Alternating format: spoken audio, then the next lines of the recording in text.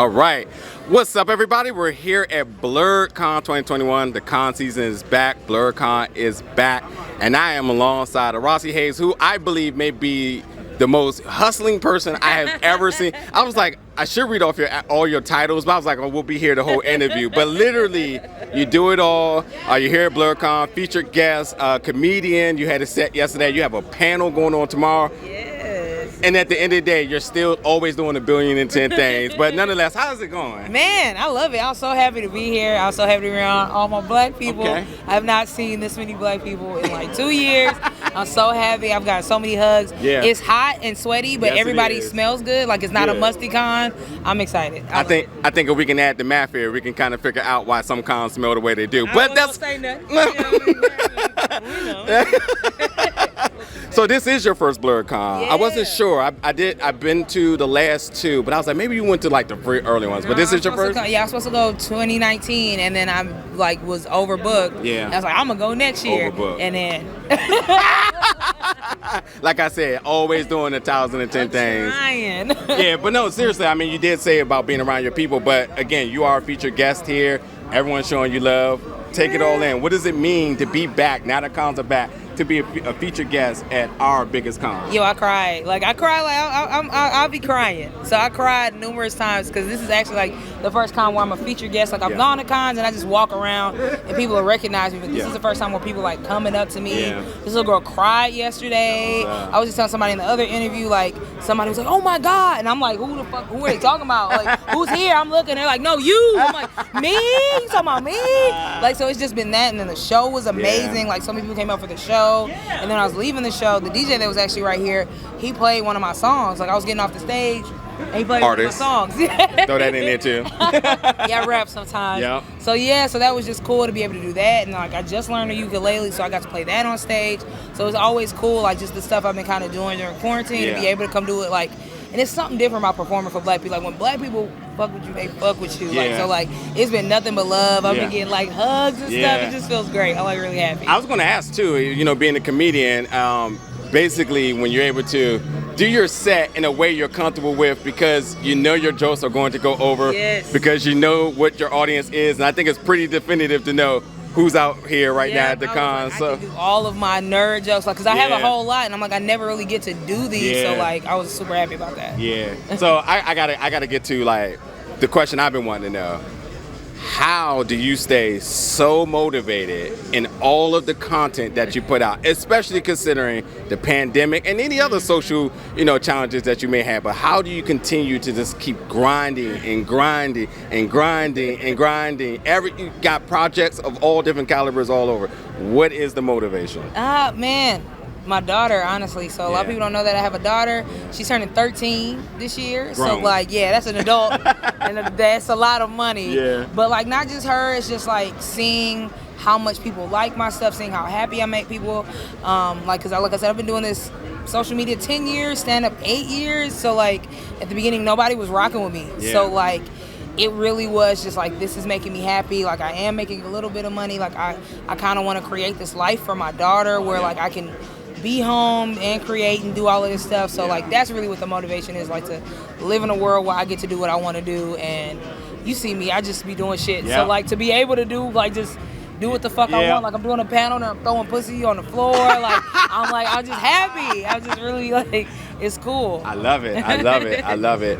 My other really important question I want to know is that what challenges do you feel as being a African-American black woman in doing such? Because, I mean, again, the reach of your content, the style of your content, the aesthetic and the passion behind it, like, do you ever just sit back and just, realize that there's always an extra step you got to go just because of the color of the skin? Oh, man, you got me. The people I want to fight. I'm not going to lie, it's hard. Like, it is hard. Like, it's a fun thing I get to do, but, like, talking to people, I do realize like there's a lot of stuff that I have to do that a lot of people don't have to do. I think that's where like me doing all of this stuff also stems from. It's like you can't tell me no for 20 different things. Like, okay, you want me to write for you? That's fine. I do stand-up. I rap. I do music. I do all of these. Like, you're not gonna tell me no. But like, I didn't get booked for any shows, not even free shows, for 2 years.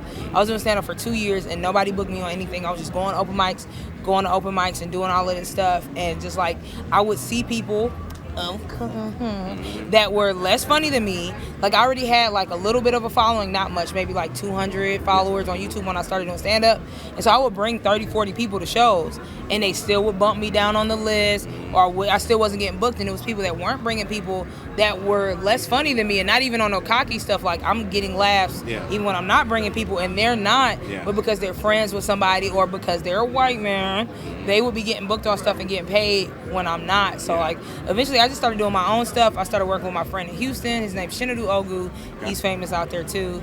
We started doing our own shows, and like, that's kind of when stuff started picking up because people want to be on my show. So it is way more difficult, but sounds like clout. But I just definitely clout. You know, clout chasing, maybe clout chasing. But you know, it does. I'm glad that happened to me that way, because I feel like it humbled me. It made me a hard worker. Like, I'm no cap on myself. I try not to gas myself, but I definitely have noticed like my career has eclipsed people that I work with or I started with, just because like they've never had to do any of the stuff that I had to do. So thank you for hating on a bitch. You helped me. I was helped. Now, one of my favorite series that you do, and ultimately because your style of content is engaging with your fans, love the Bedtime Bitching. Yo, Bedtime Bitching is my favorite. I gotta know, what's the wildest thing somebody's asked you that probably didn't even make it to a show? Oh my goodness. I've definitely had people ask to get in that bed with me. Like, I'm bringing Bedtime Bitching back. Okay. I'm moving and stuff, but I'm definitely bringing Bedtime Bitching back. But like, I've had people try to get in bed with me. I've had such weird fans. Like, not even fans, just people that ask me to kick them in the dick for money. Like, and I've turned it down. I shouldn't have. It was $1,000. He's like, I'll pay you $1,000 to come kick me in the dick. And I'm like, that's a lot of money, but if you're paying somebody to kick you in the dick, I feel like you'll kill. You know what I mean? Like, you've killed before. There's definitely some ID channel vibes to that. Yeah, so that's probably the weirdest. I've had people ask me to come step on stuff. Like, I get a lot of fetish stuff, but then I don't think I get it as much as some other people, because, you know, I'll cuss people out, I'll call people out, so 100%. People be scared to say stuff to me. All right, so my final question for you is, again, hey, I gotta let you grind. I gotta let you grind a little bit. But speaking of grinding, what is next? Because again, you are being a person that got a billion different projects always circling around, what is something that you want to discuss that you do have coming up? Can I list it? Yeah. Okay. All right. So I just started becoming a producer with All Def Cannabis and All Def Gaming. So there's a lot more content coming on there. I have a show that's coming out on cannabis. It's called Wine, Weed, and Whatever. So that'll be coming out next month. Yeah. And then what else? I have another mixtape that's coming out. It's called I Like You. It's like a love mixtape, but it's based on like Hey Arnold stuff. Okay. There's a lot of Hey Arnold references in there. Okay. And then I have a book that came out that I was featured in. It was a comic book anthology, which is dope. Okay. It's called Noir is the New Black with Fair Square Comics. Okay. And it's all black writers and all black comic book artists. So check that out. FairSquareComics.com. And there's some other stuff I got. Just be on the lookout. I'm writing for some different like shows. Yeah. I can't talk about that now yet. I just did some stuff with Mattel. I could talk about that.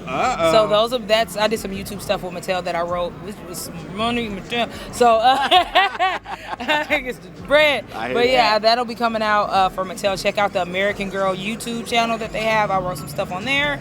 And what else? Some more stuff. There you go. Follow me on Instagram. Things. That's the stuff I can think of. What's that wiki page look like? I don't have one. That's a lie. And I don't have a blue check yet. And I'm like, it's some people that have done way less. Hey, run that up. Run that up. My blue check. I don't know who's watching. Somebody on there. Somebody's watching. They're gonna watch. Well, again, appreciate you showing love to the Blerd community, being at Blerdcon. Again, I gotta let you go. I would love to talk for like another hour, but I got to let you get back to grinding. Non-con day. We could do another non-con interview. I'm with that. Down. I'm with that. Well, thank you so much for the love. Thank everybody for tuning in. And again, check out our social media, RoxxyHaze.com. That way you can keep up with all the information news that's coming out. Oh yeah, let me I be forgetting that you. Hey. That's all I don't know that means. That's all I got. All love there. All right, y'all. Thank y'all for tuning in. We'll see you around soon. Bye. Thank you. Thank you. Let me get it.